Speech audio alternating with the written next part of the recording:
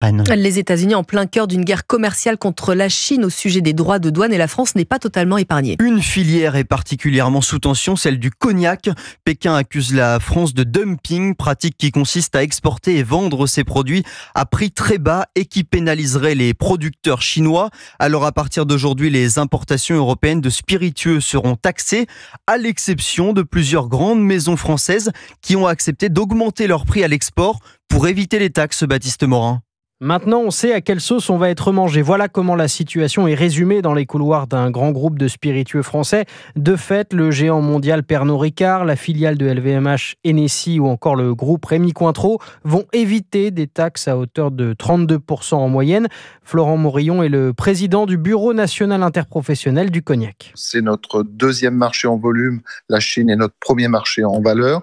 Donc, ce système des prix minimum à l'importation nous permet de rester sur le marché. Bien sûr, va nous ralentir dans notre essor et dans notre croissance.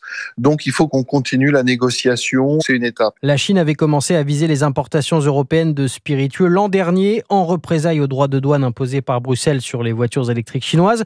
Pékin avait aussi restreint l'accès à son marché, faisant perdre 50 millions d'euros par mois à la filière cognac française. Tout n'est pas rétabli pour autant. Le cognac reste pour l'instant exclu du marché duty-free chinois qui représente 20% des ventes de cognac dans le pays. Baptiste Morin du service économie d'Europe